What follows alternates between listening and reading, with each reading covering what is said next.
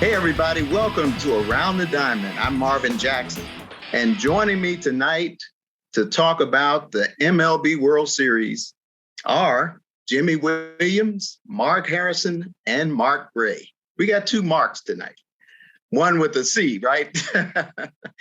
Okay, so guys, let's get right to it. I mean, there's a big World Series that's going on, and you've got the Houston Astros going against the Atlanta Braves. And let's talk a little bit about the matchups.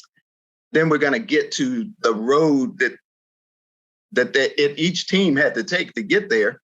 And then we'll talk about their managers and all that good stuff. So first, let's talk about the matchup and how big is this World Series going to be, starting with Marc Harrison. This is huge. This is, two different, polar opposites. You got, the Astros that need to atone for their sins. Let's just with it.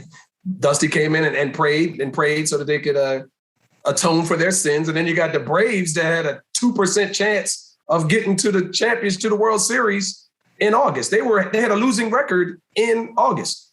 So, they're coming from polar opposites. It's just going to be a great, great matchup. A lot of underlying stories that I'm sure we're going to get into, but you can't draw better drama for a World Series in 2021 than these two teams. All right, Mark Gray.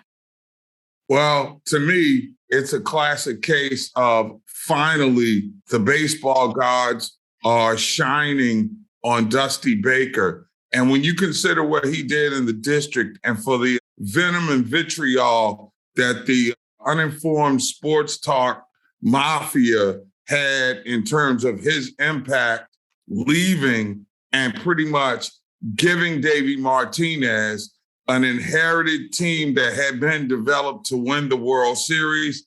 I'm pulling for Dusty just to shut Kevin Sheehan and Al Galdi's mouth. So go Dusty number one at the risk of calling somebody out that I never would do, Marvin. But in terms of the matchup, man, I think it's great. I think when you consider that the Astros, even beyond playing for the World Series, that's a team that's playing for their manager. And when you look at a team that's playing with a will, Alex Correa said that after the game. He said that, Dusty Baker manages the team the right way. And I was so struck by that particular remark. That opened up some things for me. And while it's a great story, for Atlanta to exhale and get there, I think Houston has a bit of an edge because they know how to win it and they will want to, like Harrison said, atone for their sins. And there's something a little different going on in the clubhouse and the dugout with the baseball gods working right now. I think Houston got a little bit of mojo working with them. Jimmy, you know a little bit about Dusty and about those Astros. Talk about that, man. I just know Dusty was in my era, and I'm just really, oh boy, I mean, by me making that big mistake of going to Japan, and because I was right in my era, 60s and 70s. So I'm really kind of thinking that Atlanta's going to be the thing, because I just love the ghost of Hank Aaron here, and I think Dusty's kind of playing for Atlanta now.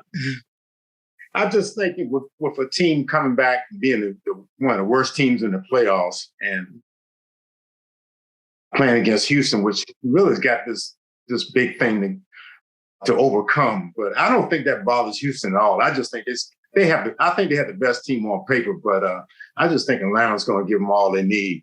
And that's how I see this series going. Real tough for Houston with Atlanta, because I don't think they're going to hit the left-hand pitching. I don't think so. Yeah.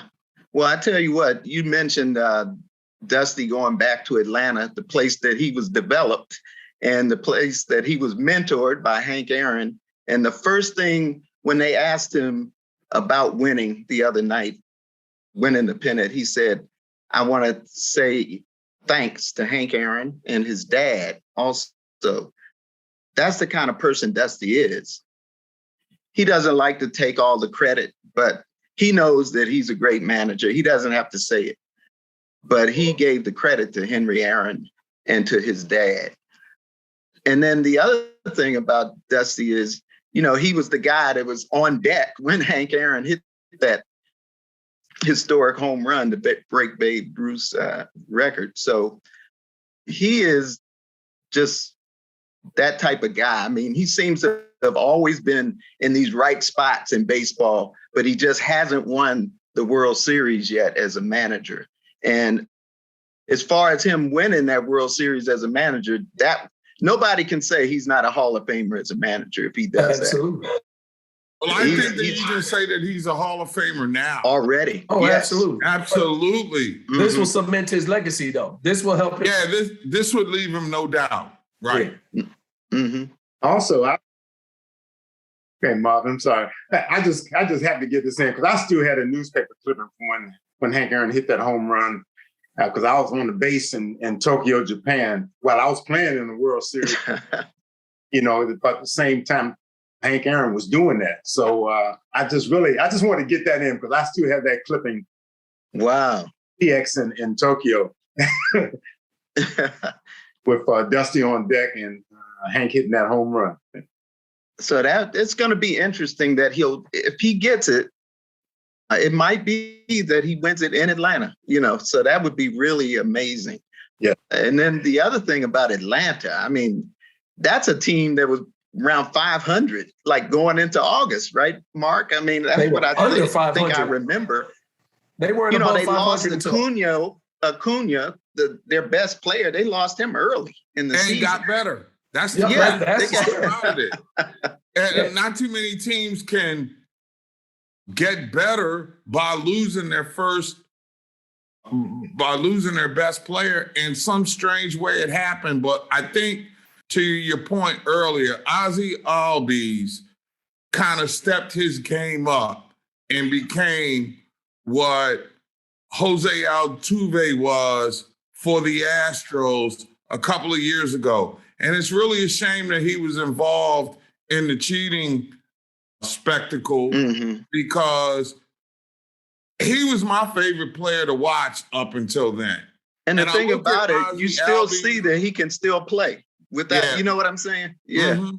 But I look at Ozzie Albies a lot like a younger Altuve, and he's growing into the power numbers.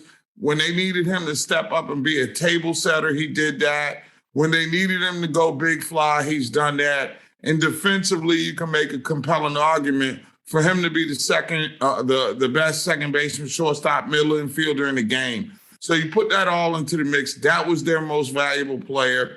Say what you want about Freddie Freeman. They do have thunder in the lineups, but Albies makes that team go. And I think that when Houston's pitching staff starts developing their game plan, that's the one guy in the lineup who sets the table and makes them go. You cannot let him have a big series because he can carry them the way that Altuve does. That young fella is a big-time baller, and I get the feeling we're just scratching the surface on his greatness right now, and this could be his defining moment. One thing I want to ask you guys, what happened? What do you think was the difference between the Braves and the Dodgers? I mean, the Dodgers, everybody says they have all this talent, but Braves came right in there and beat them. And talk about that. What do you think was the difference? Anybody? Well, I'll say injuries, number one. Okay.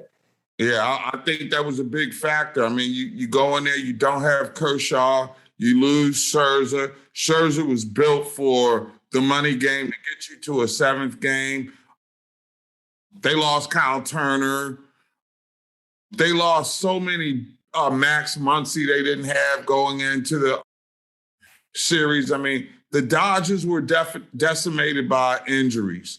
And I don't want to make any excuses to take anything away from the Braves, but that wasn't the 107-win Dodgers that the Braves beat. You know what I'm saying? This was a reasonable facsimile thereof. And then Mookie Betts wasn't 100%, though he went out there every night. So you got to play with what happens. I mean, baseball guards step up, and this time they shined on the Braves. Braves put themselves in a position, and Dodgers were injured, and here we are. Right. And Mark, you said that that's not the 107 win Dodgers. It's not the 88 win Braves either. Yeah, that was a better team. Everybody talks about how hot it gets in Georgia in August. How hot is it in Georgia in August? So it's we can just roll with that. I mean, they got hot, and that's what's scary when you have a team that's playing well at the right time. I mean, these guys, and like Jimmy said earlier, those left-handed pitchers, when they haven't given up a home run in the postseason yet. So, I mean, all that firepower that the Astros have, they're going to have to hit that ball because those lefties are bringing that heat. Well, one thing the Astros have, they have a guy by the name of Alvarez who can hit left-handed pitching. Right. Yeah. And that is a big deal for them because he's right in the middle of the lineup. Mm-hmm. So that's one thing that I can say that, is going to be a good thing for them because most people don't have a guy like that can hit equally as well against a left-handed pitcher if he's a left-handed batter. Coach Jimmy, let me ask you about plate discipline because I look at Houston and I see a more disciplined team at the plate than I do with the Braves. Braves, it's hit or miss, which is a tenet of what made Bobby Cox a great manager. He had great pitching, and he let guys go up there and they would swing for the fences. I'm looking at Houston and Dusty. They're a very disciplined team at the plate. They got power, but they are very selective. And you look at Alvarez, to your point, Marvin, I mean, his biggest damage was going to the opposite field in the in the American League Championship Series, and we get dwarfed by the power numbers. I'm just amazed, and it's amazing how Houston's offensive makeup seems to be fueled by their days when they were a National League team, and they do make a lot of contact to go with the power, which I think presents a little bit more challenges for that left-handed pitching that the Braves have because the left-handed hitters in the Astros lineup are disciplined enough to go to the opposite field and to do it against shifts. How many times they get hits against the shift in the LCS? It was crazy. Yeah.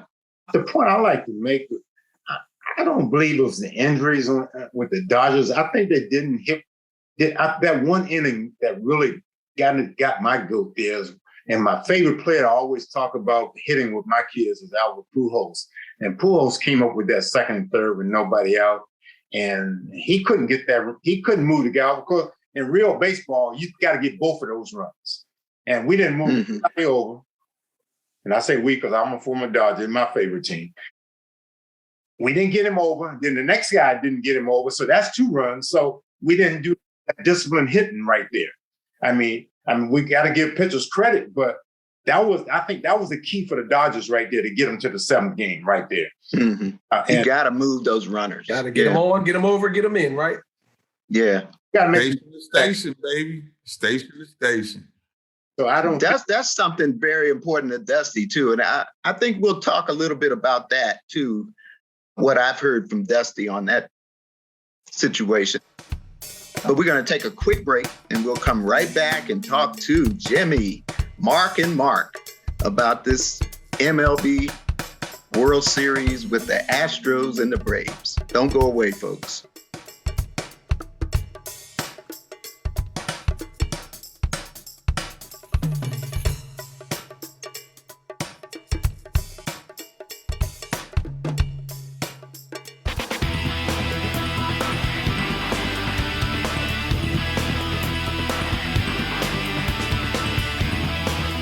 Welcome back, everyone, to Around the Diamond. I'm Marvin Jackson, along with Jimmy Williams, Marc Harrison, and Mark Gray.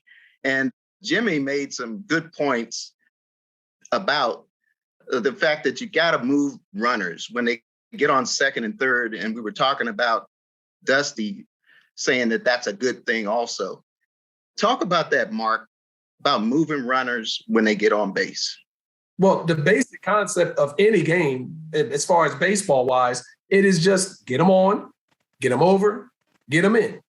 And like Jimmy was talking, as we talked a little bit off camera, he said, when you have these type of approaches, when you come to the plate, it makes life easier. And the key is just to make sure that you can't move a guy over if he's not on. And if you're up there and you're just swinging for the fences, you don't have any kind of approach, it's an immature and a lackluster attempt at trying to hit the ball, which is, the basic premise of the game. Got to hit the ball to get on, got to get on to get over, got to get over to get in. So moving, baseball is a game of scoring. The object of the game is to score one more run than your opponent. So if you can just get on, get over, and get in, that's the easiest thing. That's the easiest thing you can teach to any kid from T-ball up to the major leagues. All right. And Mark Gray, you mentioned that analytics is not always the great thing. It's about what you see on the field. It's the eye thing. Sometimes they make a big deal about things like how fast the ball is going off your bat. But, it's about just getting the run in, right? And it doesn't matter about, how your launch of the ball and that kind of thing. Talk about that, Mark, and how that relates to, getting people on base and just moving them in, I think what we lost in this world of home run baseball is the station-to-station aspect of the game. And I think that, when you get in the postseason and you're facing good pitching, and they always say that good pitching stops good hitting, it's more magnified in October. And what's happened with the game of baseball goes back to the days of Maddox and Tom Glavine. Chicks dig the long ball. Baseball fell in love with the long ball during the late 90s and early 2000s. You had the, influence of performance-enhancing drugs. And now players are being not only analyzed for their home runs, how they hit them. You hit a line drive home run, it doesn't have the same value as the towering blast into the third deck. And it's being recorded analytically. So when you start taking away the feel for the game, station-to-station baseball that we all grew up knowing and loving, and you start adding analytics, you get this power-mad offensive algorithm that is fueling draft picks, that is fueling scouting reports, and how you approach the plate.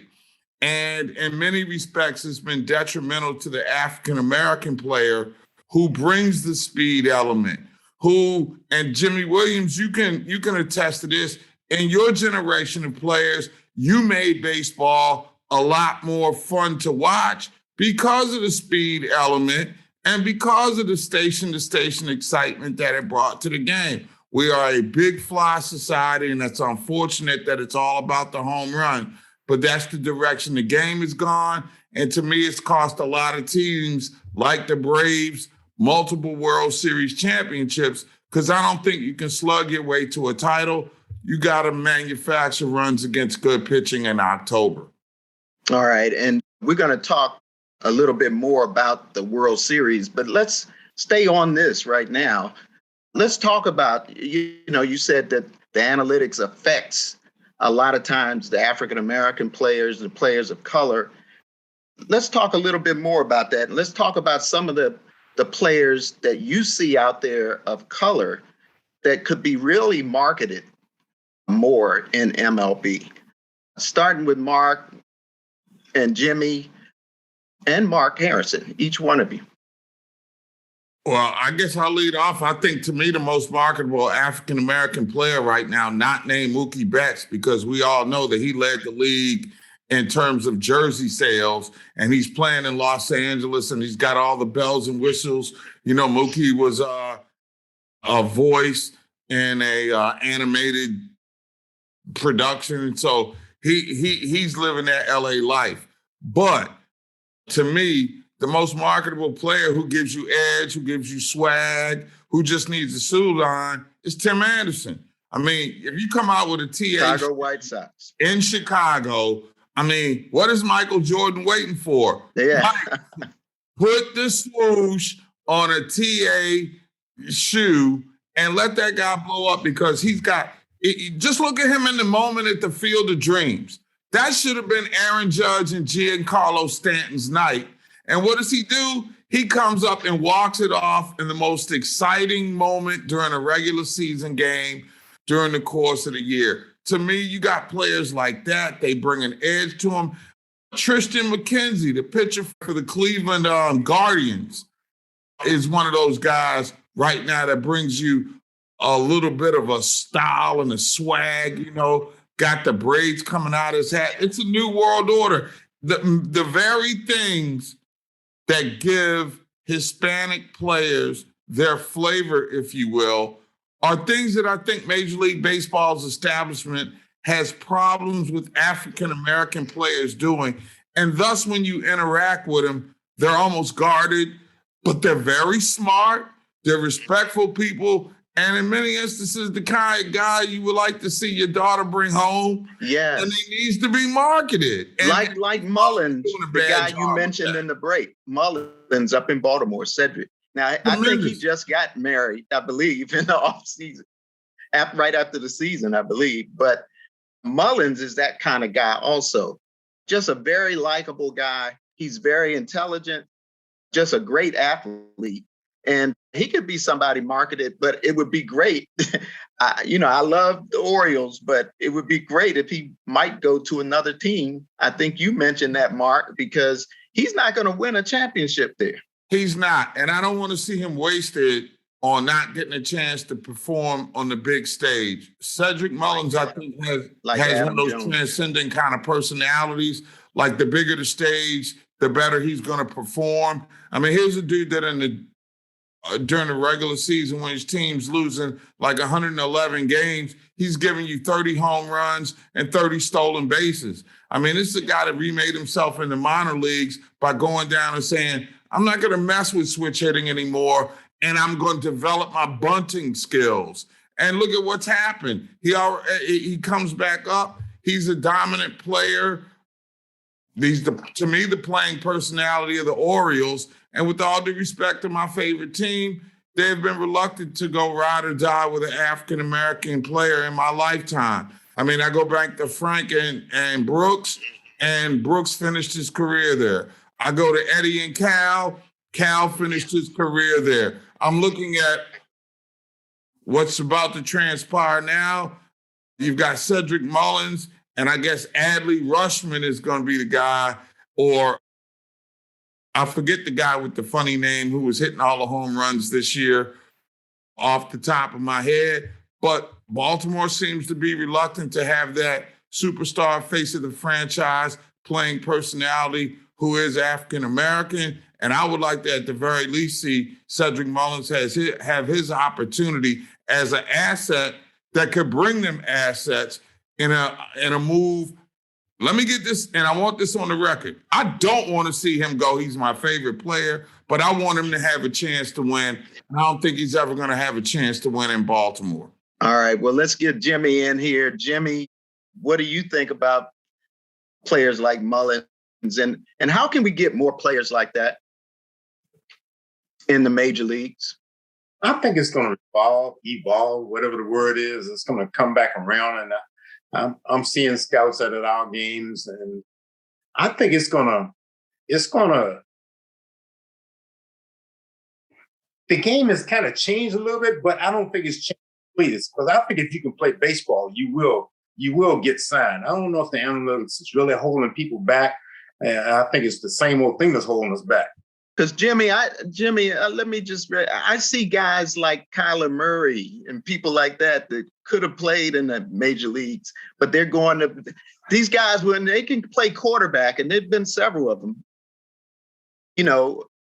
Wilson up in Seattle and Kyler Murray. I mean, how can we get those guys to play baseball? I mean, you got to get rid of football. I mean, okay.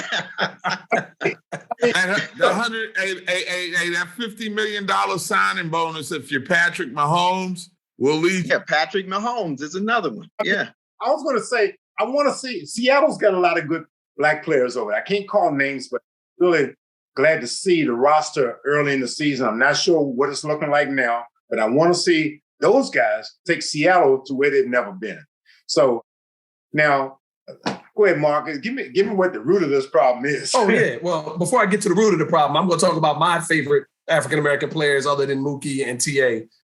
You can't forget about Kutch, Andrew McCutchen up in Philly. And the guy that finally started showing who he is was Byron Buxton up in Minnesota Twins. Okay? I mean, these are guys that I follow. I mean, you got to make sure that we announce those guys and put those guys in the mix before we start talking about the Aaron Judge and Giancarlo. Mm-hmm. And, right. When you Google it, you're going to find those in their list of African-American players. But, we have to talk about Kutch and we got to talk about Buxton. But and excuse me, Mark, can I jump in? What'd you say? And we got to get Marcus Simeon up in there, too. Simeon's up in there as well. Right. Yeah, man. But let's just go to the root of the problem. I talked about this on my podcast. Baseball is a father-to-son sport. If your dad played baseball, you're going to play baseball, okay? But when you combine that with, in this area in particular, most African-American areas, you don't find little leagues. They have to travel to go find a little league team, or their county league is not having good coaching. So then they have to go to a travel team. And that's where we get priced out. We get priced out. Not every African-American family, and not every white family either, can go and spend $800, $1,200, $1,600 for them to get the correct coaching and correct pitching and learn the game the way it's supposed to, and go to the perfect game tournaments and go to Cooperstown and go to the Ripken stadiums down in Myrtle Beach, or, these things are what's missing in a lot of areas. And these kids are not being exposed to it. And you combine that with the growth of specialization with youth sports athletes, you got kids playing basketball all year round at 9 years old. You got kids playing spring football along with fall football. Okay. And then I ain't even going to get into track and field. Track and field is all you. So when do they get to play baseball? When do they get to play baseball? We got to move on. That was great. I love it. And you are so right. I agree in every way. But let's get to we got 1 minute to end the show. But let's,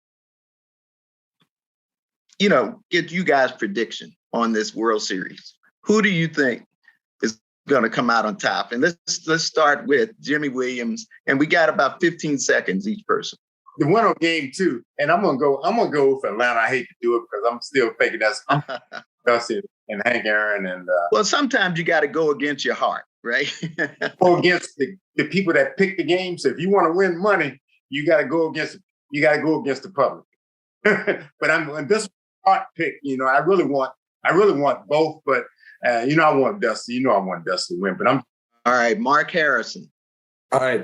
If they don't go to a game 6, which is Dusty's Achilles heel, I'm rooting for Dusty, and I think Houston's going to be able to pull it off to atone for their sins. Yeah, something about those guys this year. And Mark Gray. I got Houston in 6 with Luis Garcia as the most valuable player. I think he is going to be two outstanding games, and that 5 2/3 of his pitching. Yeah, he's ready. He's ready right now. He's hot, and I'm riding Dusty with the hot on. Ready. Yeah, and Dusty told me early in the season, if he could teach that guy and Alvarez and some of those guys to believe that they would win the World Series, and I think he's done it, and I'm going to predict Houston as well. Well, thanks so much, guys. We had a great time. I mean, Jimmy Williams, Marc Harrison, and Mark Gray. It's been great. So for Around the Diamond, I'm Marvin Jackson, and we'll see you next time on the Diamond. Take care, everybody. Thanks, guys. Appreciate you.